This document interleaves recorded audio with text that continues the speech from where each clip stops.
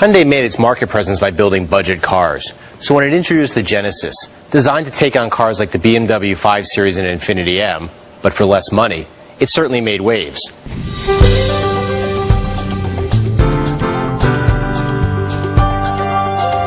Our Genesis has a 3.8-liter V6, which receives direct fuel injection and a bump in horsepower. Like all versions of the car, it has an 8-speed automatic transmission. The new powertrain works pretty well. Not only does it have smooth power delivery, but acceleration times are pretty quick. Fuel economy is also up compared with the non-direct injection version. You can get a Genesis with a V8, but we'd save our money. Not only is the V6 plenty quick, it also gets better fuel economy. Because the V6 engine drives the rear wheels, you'd think this was a dedicated sports sedan, but that's not the case. While the steering is responsive and now has good heft to it, it's a bit short on feedback. Handling is competent, but not particularly engaging. Unlike a lot of its competitors, you can't get an all-wheel drive version of the Genesis. So, if you live in an area where it snows, it's wise to invest in a set of snow tires. It's very quiet in the cabin of the Genesis. Only a bit of road noise comes through. There's one major shortcoming compared to other luxury sedans: the ride.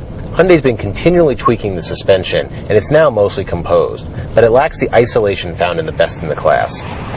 Otherwise, the Genesis is pretty easy to live with. Big size windows make it easy to see out, and parking is made easier with the backup camera.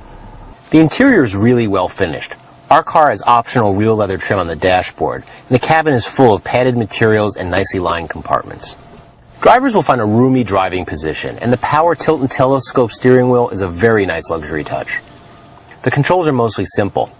Our car has the optional touchscreen navigation system, and while it's easy to use, the screen is a bit of a reach away. One minor annoyance is that the outside temperature can only be displayed when you're changing the climate settings. That's something you expect to have displayed all the time.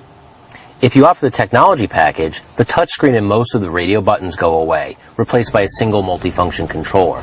Navigating through the menus, and even some of the radio functions, becomes quite a pain. The front seats are a nice blend of cushy softness and underlying support.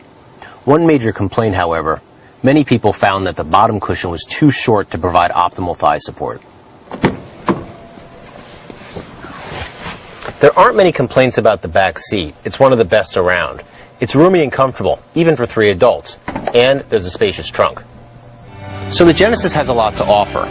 Even though the price has crept up, it still costs about $10,000 less than many of its competitors, and all that you give up is a fancy brand name and a grill badge.